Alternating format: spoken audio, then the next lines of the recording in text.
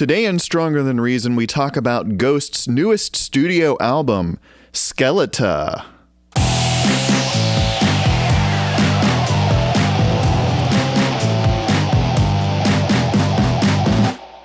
Welcome to Stronger Than Reason. So, more than a year ago, way back in January 2024, I recorded episode 52, in which I discussed the Swedish band Ghost in a general way.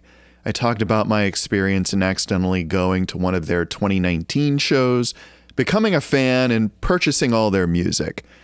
There was a lot to cover there, even at a very high level, because they not only had 5 albums, a variety of EPs and singles, and some other assorted releases, but they also had a decade of lore. This whole fictional storyline, the idea of the clergy and the various incarnations or eras of the band, each led by another lead vocalist in the line of the original Papa Emeritus, who, for those not familiar with Ghost's gimmick, was sort of an evil pope-like figure. It's not easy for me to quickly summarize all that stuff in this episode, but for the sake of completion, I'll give it a college try here in 60 seconds. So here goes. Ghost formed in 2006 in Linköping, Sweden, from the ashes of earlier metal bands like Subvision, Crash Diet, and Repugnant. Their main songwriter, Tobias Forge, wrote the band's earliest songs with dark satanic imagery, but instead of sticking with metal, he steered Ghost toward hard rock. He conceived of presenting the band as a demonic pope named Papa Emeritus, backed by a bunch of nameless ghouls, all masked, of course. From this seed came several successful albums and tours, each album presenting a supposedly new Papa, all of whom were played by Forge. The 4th album, Prequel, broke that cycle. It was fronted by a new character, Cardinal Copia, who would not be promoted to Papa 4 until the 5th album, Impera. That was the state of things in 2023 when I started this show. So until now, I have never had the opportunity to talk to you about a new Ghost album. All that changed this April when they released their 6th studio album. My gut reaction was to immediately do an episode about it, but then I had a talk with my family one night over dinner. We had heard, of course, that the band was going to tour this year, the so-called Skeletour, and we decided right then that we'd all go see them together. So I held off on doing this episode for 4 months and change, because I wanted to wait until we had seen them so I could fully report back. And my friends, that has finally happened. We went, we saw, we were rocked, and that's why we're talking about this now. Now, this was the 3rd time I've seen them. I caught them in the Prequel tour and on the first leg of the Imperator when they co-headlined with Volbeat, and I've talked about those shows in the first Ghost episode, which was, again, number 52, if you want to go back and check that out. Now, this show was quite different, which I will discuss in a bit, but I definitely sense the band evolving into something new. But first, let's talk about the lead up to the album. Now, the last taste of Ghost that I and many fans had was the concert film Right Here, Right Now, which we saw in the theater in the summer of 2024. I went with my kids and some friends, and apart from the musical performances, which were amazing, it had quite a bit of lore. It told the story of Papa 4's existential crisis at the Imperator's final show, knowing, of course, that he would be removed from further performance one way or another, cast aside for his successor. And since all of his predecessors had been supposedly killed, maybe he was rightly concerned about his fate. I don't want to spoil it for anyone who's just now getting into Ghost, but it did end on something of a cliffhanger. Then, of course, there were a couple follow-up lore videos on Ghost's official YouTube channel. They teased the introduction of the new singer, but it didn't actually show him, and that's where things stood until the release of the first video from the new album, which dropped in early March of this year. The song was called Satanized. Interestingly, it wasn't really released as a single. Technically, there are no singles from this album. There were just videos. You can't go buy Satanized on vinyl, for instance. At least, I don't think you can. And what of the song itself? I think it's fair to say it's not really metal. To my 50-something ears, it has more in common with 80s hard rock than metal. Something I'd hear on a Motley Crue record back in the day. And it's got the silly, swingy glitter beat, too. You know, sped up a little, but yeah, it's the glitter beat. Weirdly, the chorus of this song reminds me of another 80s hit, Only the Lonely by the Motels. Do you remember that one? I swear, Tobias nicked the vocal melody. Here's a hint.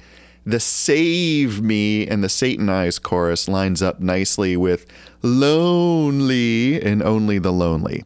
I would include audio clips here, but I don't want to get a copyright strike. But trust me, pretty similar. And for me, it reinforces this song's overall 80s feel. Of course, the real dirt here is the video with our first peek at Papa 5 Perpetua, aka V. And this occurs at the very end. And what can I say? He's a dude in a silver Phantom of the Opera half mask. No full face rubber mask this time. So it's Tobias's real mouth, so he's capable of moving his lips and having a bit of expression, one step closer maybe to him singing finally as himself. Meanwhile, the Nameless Ghouls have changed their look to, of course, gone are the steampunk goggles. They're looking much like they did on the prequel tour with smaller silver demon masks, but now with top hats and wimples. But it's all mixed up, so it's not easy to tell the ghouls from the ghoulettes. And some of them evidently have wings too, presumably, for gliding, because I doubt those wings can generate much lift. Anywho, new album, new look, that much hasn't changed. But curiously, there's no footage in the satanized video of Papa 5 doing anything more than standing there. He's just revealing himself. For that, we would have to wait for the second video, Lacrima, to see him in action. It dropped in April and featured some really good riffing during the verses, but again, it's hard rock, and the lyrics are total emo. Lachrymose is a word that means tearful. Maybe you knew that already, but if not, it's okay, but you should probably read more. Lacrima is Ghost's first breakup song. It's Papa 5 talking about how he's done crying over some breakup. So, okay, wow. In a few years, we went from Our Father who art in hell to I'm done crying over someone like you. From the pinnacle to the pit indeed. But I do like this song if I ignore the lyrics. I think that the keyboard melody and the verses has, for whatever reason, gotten stuck in my head. And again, it reminds me of a cringy 80s song. In this case, it reminds me very much of the song Take Me Home Tonight by Eddie Money. Do you remember that one? It's a radio staple. It featured a cameo by the 60s singing sensation Ronnie Spector. My brain mashes up those two songs, and I can't say I've ever been into Eddie Money. He's just another old artist who was forced on me endless times on the radio. And I can't say that I ever want to hear his song again in this lifetime, but I swear these two songs have something musically in common that links them up in my head. So listen to both and you be the judge. Then we had one more advanced video for what would turn out to be the album's lead-off track, Peacefield. This was a concert video, presumably filmed in the first week of the Skeletour, which started on April 15th. The Peacefield video came out on the 22nd, so it was a week into the tour, and then the album dropped 3 days later on the 25th. So shout out to the Ghost production team for getting a concert video out so quickly. They were really on the ball. And this clip is really nothing more or less than an advertisement for the tour, focusing especially on the fans and their tendency to wear costumes and really have a blast and whatnot. It's a love letter to the fans. It's a way to entice people into buying tickets, I suppose. And, it worked for me. The song itself has a long choral introduction. This album's one concession to being unpredictable. Trust me, it's the exception that makes the rule. But otherwise, Peacefield is very much a bombastic bit of 80s arena rock. In fact, once again, I am reminded of a dusty old 80s chestnut. The chorus struck me as very much like Journey's Separate Ways, maybe the best rock video of all time.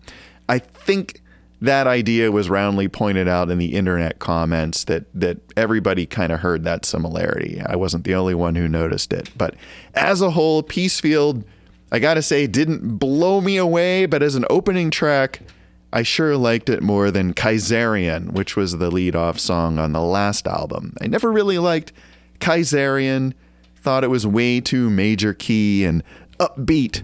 Peacefield is more appropriately rockin' and gloomy.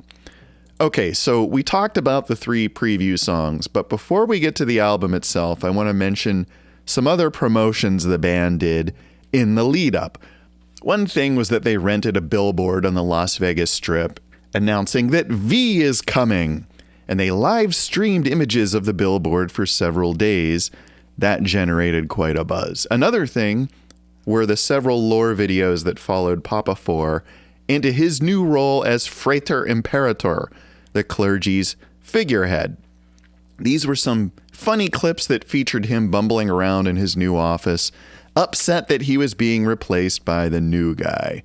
He grudgingly watches the new videos and dismisses Papa 5 as just stealing all of his moves. So one video drops a whole lot of exposition about how the 2 Papas are actually fraternal twins, yada yada, but here's the thing, and I'm saying this as a fan, Papa 4 is a full-fledged character. He's been around for, 5+ years, first as Cardinal Copia, then as a Papa. He's been in dozens of these lore videos building his personality. He's performed in hundreds of shows working the crowd. Anyone can watch any of these shows right now on the interwebs. He's a well-known quantity, and everyone loves him. As a character, he subverts the evil Pope thing by being socially awkward, clumsy, and immature, and he also has a fantastic sense of humor. Papa 5, on the other hand, has none of those things. He's not even a character at all, and compared to Papa 4, he just isn't as engaging, at least not yet. We leave these lore videos feeling like Papa 4 is still the main character. We feel sympathy for him being shoved off to the side. Papa 5, on the other hand, has a lot to live up to as far as being charming. Simply saying he's Copia's twin isn't really cutting it. The proof will be whatever happens next. These videos show nothing of Papa 5's personality. They're just performances, and as we'll see, there are very few concert clips of him in action because of how Ghost clamped down on the use of cell phones in their concerts. Again, I will get into that a little more later. So unless you've actually been to a show, you don't know much about this guy, and it turns out even if you have been to a show, you probably don't. Again, we're going to talk about that. My point for now is that the billboard and these lore videos help to drive up hype for the album. And without further ado, here it is, Skeletá. And it has a little accent aigu over the A that no one, including Tobias Forge, seems to know what to do with. Everyone ends up calling it Skeletá, not Skeletá, so whatever. I obviously went out and picked this up right away. Yes, I bought it as a new CD. I ripped it. I now own it forever without paying a streaming service and without any DRM.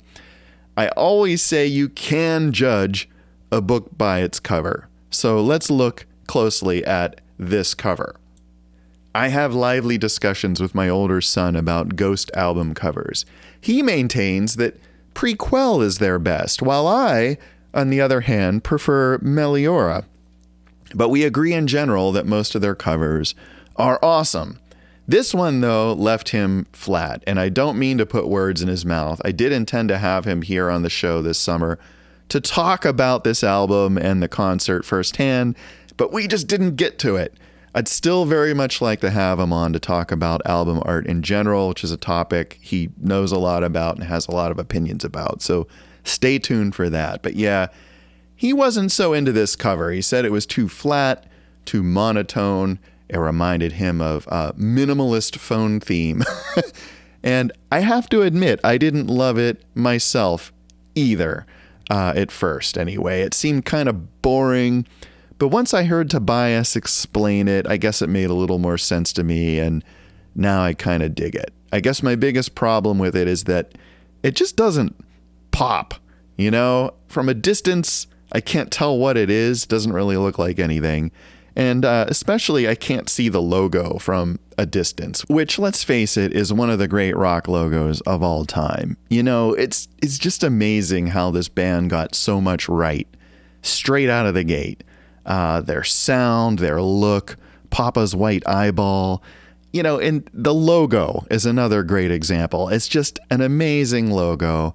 It looks badass on the records, the merch, whatever. It's a logo you want to wear and see and get tattooed on your ass.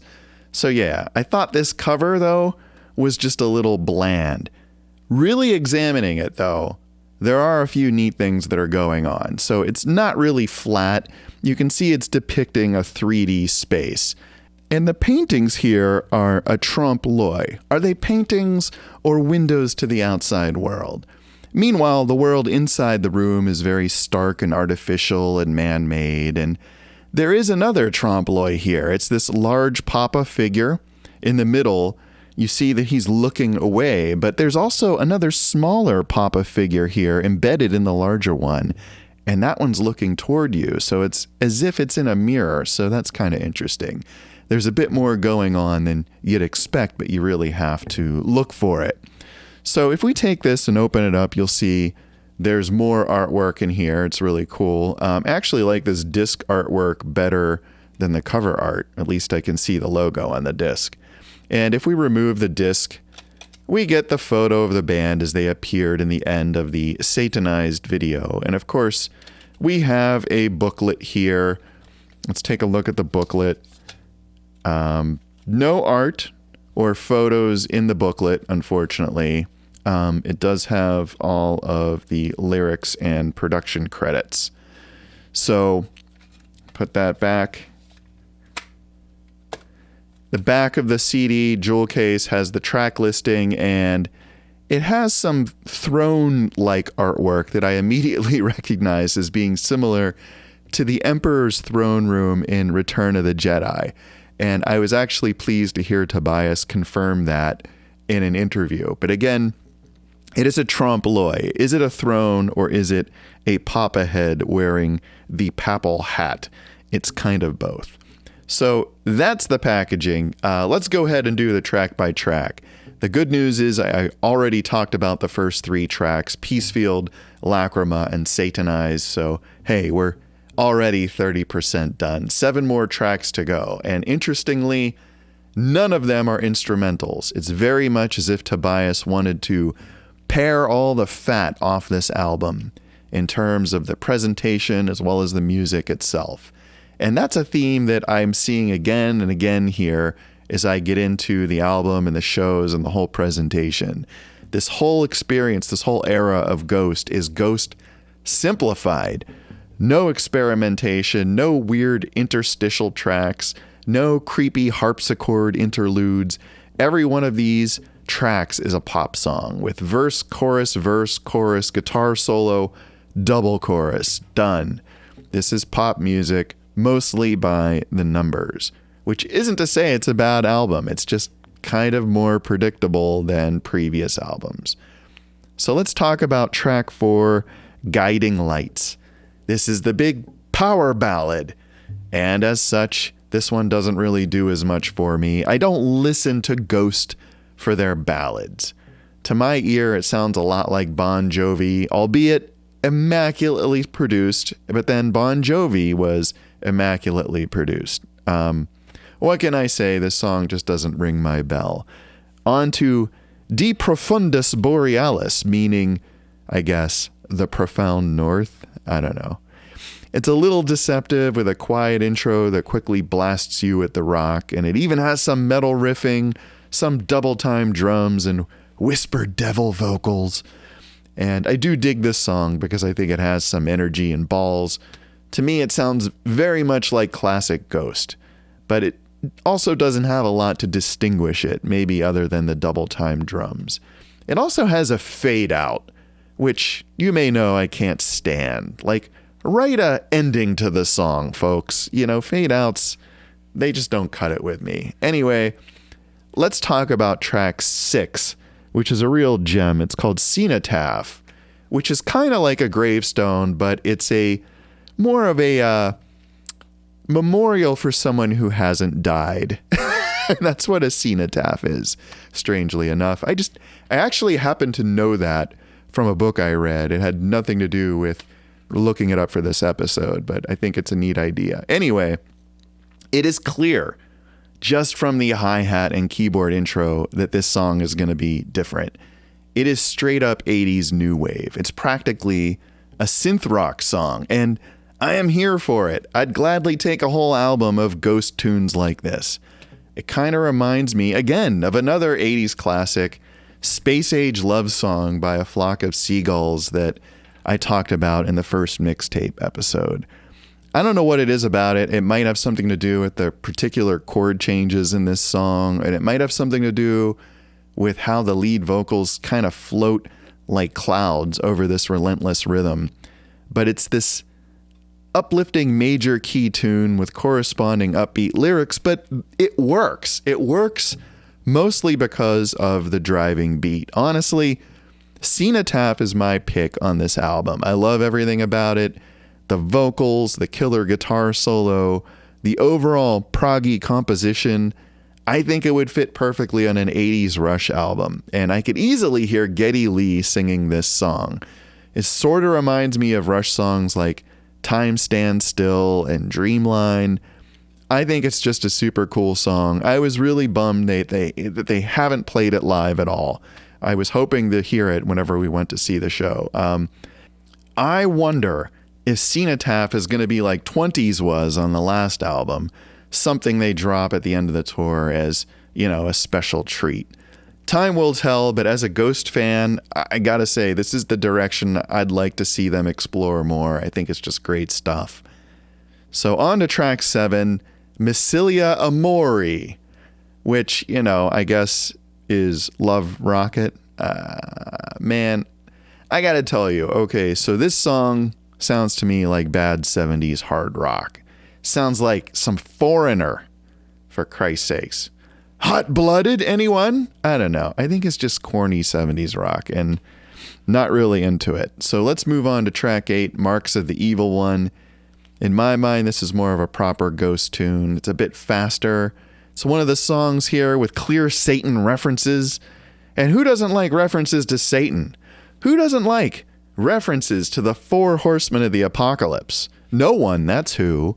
No one doesn't like references to the 4 horsemen of the apocalypse. Plus, I think the chorus is really catchy. It's very distinctive. I can tell, even if I catch a little bit of the chorus, oh, it's that song. All right. So yeah, I do like this song. I also like that it's really hard to tell if it's a keyboard solo or a guitar solo at the end there. In my mind, I can kind of see the Goulette playing the keytar like she did in Mummy Dust. I don't know what's going on. I did see them play Marks of the Evil One live, but honestly, the whole show's a blur and I don't remember what happened there. I think this song does, though, mix it up a bit. I think that solo makes it more interesting, but it's got another fade out. I mean, come on. Write an ending, people.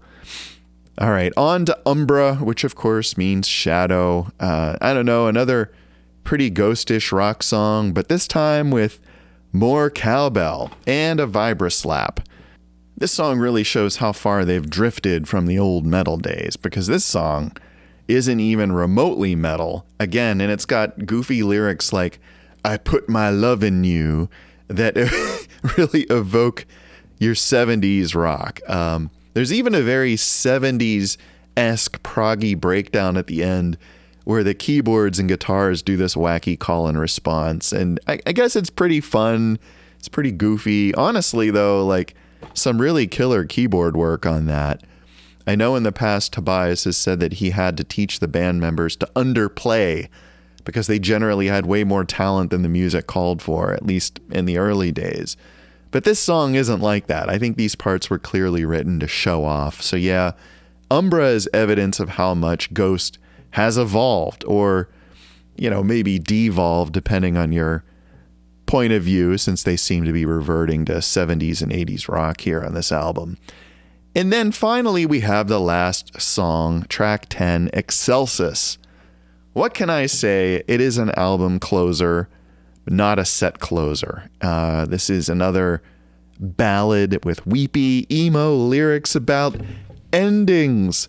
And it gets kind of bombastic at the end, pretty much turning into Nothing Else Matters. When he's shouting Excel over and over, I like to imagine that he's just really passionate about spreadsheets. So yeah, I don't listen to Excelsis very much. I think it's definitely more of a deep cut sort of album track. But there you go, 10 songs, I think some better than others, which is true on all the Ghost albums, right? But all of these are straight up pop songs, no fat, very few surprises. At the risk of getting political, though, I also heard Tobias state in an interview that he was pretty shocked by the last U.S. presidential election. And I wonder if this shift toward lyrics about personal feelings and optimism kind of reflect that. In other words, I'm not sure he thought the time was right to make another dark album like Prequel, which was all about the advent of the Antichrist, or Impera, about the fall of empires. Maybe he wanted to lighten things up here a bit. I don't know. I think it's plausible. So let's talk about the show. We caught them on the East Coast leg of the Skeletour. We had to travel a bit. They said that they would be announcing more dates at some point. So who knows? Maybe they'll actually play somewhere closer. I think I would definitely go see them again if the price were right and I didn't have to travel. I think it's worth it just to hear these songs played super loud again. The first thing we noticed in the line were all the fans dressed up in costumes. Ghost has some tremendously dedicated fans, and they are a fun-loving group. There were many papas and evil nuns and ghouls and ghoulettes and whatnot, and there was also just a lot of diversity in the fandom, all kinds of people, all ages, shapes, sizes, colors, backgrounds, all just letting their freak flags fly. And I thought it was really great to see. Everybody was having fun with no judgment. The line moved pretty quick despite the cell phone ban. Yes, we're finally going to talk about the cell phone ban. So the way that worked was that security gave everyone a pouch on a lanyard. You stuck your phone in there, and then they sealed it up with this magnetic thingy, and you just wore the bag around your neck during the show. You kept your phone with you. And at any time, if you wanted, you could come back out to the concourse and have security open it up if you needed to take a call or something. But then they put it back in whenever you'd go back into the arena. In theory, you couldn't open it in the arena. I say in theory because clearly some people have been taking video at a few of the shows, as evidenced on YouTube. And I also personally saw some people easily open the pouches without security's help. But overall, it wasn't a big deal. I do think it was effective. It was nice to be there in the moment, I guess, enjoying the show without some dickhead in front of me blocking my view with his phone. Tobias said he was inspired to do this by the final Imperator dates in LA when they banned cell phones so as to not leak any of the footage that wound up on Right Here, Right Now. And he said there was just a lot more energy coming from an audience that wasn't distracted with its devices. And it was something that he hadn't felt as a performer in decades. So he kind of wanted to bring that experience to everyone. And speaking for myself, I get it. Although, I did like having the shows I saw before captured on YouTube in their entirety. I have regularly rewatched and re-experienced those shows. When you're there, when you're in that moment, it's inevitable that you're going to miss some good things that happen. Some action on stage or an interaction of some kind, and things people talk about after the show. You're like, well, I didn't see that. And, seeing it up close on camera from a variety of angles filled in all those gaps for me. I felt like I got a much more full experience of it, first, second, and third hand, So no such luck here. But was I in the moment? Yeah, of course I was, and it wasn't that big of a deal. I'm not someone who takes video during concerts anyway, so I didn't really miss my phone. I think one thing that was quite different about this show, for me anyway, was the pacing of it. In the last shows I saw, Papa took much more time to work the crowd. In fact, in the prequel show, I started to wonder if maybe he wasn't a frustrated comedian, really. And this whole band thing was just a ruse to get him, a 15-minute set in front of a few thousand people. He would just rap with the audience, going on and on and on to the point where I'm like, damn, are they going to play some music or what? But this version of Papa had a lot less chit chat. And I almost got the sense that he was almost reading off a script because all of his comments seemed to lead directly into the next song. So I didn't leave there with much idea of his personality. If I had gone into this show hoping to see more about who this character was, despite the videos that barely showed anything, I definitely didn't get that coming out of the show. The older shows also had these set pieces in between songs, like the dueling guitars, that took a good 10 minutes. Or the thing where all these plague doctors just walk across the stage for no good reason. Or the time when Papa would just ride his tricycle through the stage. Like, none of those goofy things happened this time. This show was like, bam, bam, bam, one song after another. I don't really recall how long the whole show took, but it seemed to go very quickly. I'm sure they were there at least an hour and a half, maybe 2 hours. Looking at the set list, it was 20-some songs, but it just went super fast. I think overall, Tobias has just tightened everything up. He made it a lot poppier and a lot less experimental. And, again, I think this harkens back to the overall theme for this era of the band, making Ghost simpler, focusing just on the music and less on everything else. Tobias has even said in interviews that he's not so interested in the lore aspects of the band anymore. So the tighter, poppier show seems to reflect that. I guess we'll see if he continues with the lore videos after the tour. And as it is, I'm guessing not. I mean, the last one did say to be continued, but I don't know. For me, the lore videos really differentiated Ghost from every other band out there. I mean, because really, what would be next? Getting rid of the masks and costumes? That would be no fun at all. They're kind of part of what Ghost is. Those videos are part of the whole Ghost experience, is what I'm trying to say. It's all part of one big thing that's more than just a standard band.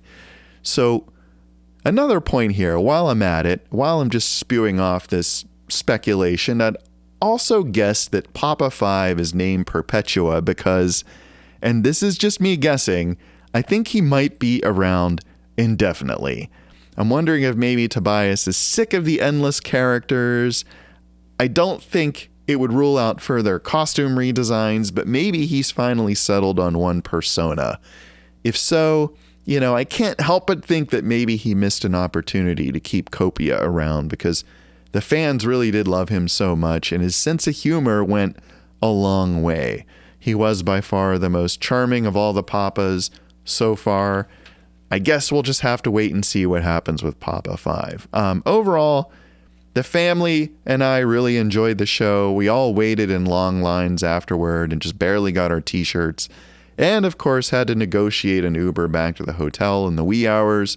Much fun was had by all. And again, I know I'd consider seeing them again if they come back around this way. So where are they now? Well, Ghost just wrapped up the American leg of the Skeletour and are now on a bit of a hiatus, pending September shows in Mexico City. They've advertised that more shows are coming on this tour. It remains to be seen if any of those will be close enough for me to hit them up again, but, I'm waiting for that. Meanwhile, I'm guessing they'll come out with another covers EP after the tour. That seems to be the pattern: album, tour, covers, EP. I know Tobias did a cover of Rush's Distant Early Warning for the last EP, Phantomime, but ended up shelving it. So I'm hoping that does see the light of day here sooner or later. Maybe we'll also get some lore videos once the tour's over. and everyone has some time to relax and chill out. I guess we'll see. Well, there you have it, folks. Ghost's sixth album, Skeletá, and its corresponding Skeletour, an album that, in my opinion, is paring Ghost down to the bare essentials, maybe in an effort to put the focus back on the music, and one assumes to broaden the band's appeal to an even wider range of fans. Judging by the sold-out arena shows, it seems to be working. Personally, I'm firmly aboard the Ghost bus, and I'm looking forward to watching them grow and evolve even more. You're listening to Stronger Than Reason, either on YouTube or on the podcast platform of your choice. The show that believes the people should choose the politicians, not the other way around. This is supposed to be a representative democracy, folks, remember? Our votes are supposed to count for something, so please remind your elected representatives that they were just that, elected, and not appointed by a god emperor. This isn't feudal Japan or Soviet Russia. Yet, and I'd like for us to keep it that way. Keep democracy alive, folks. That's all. Thank you for listening, and until next time, stay strong.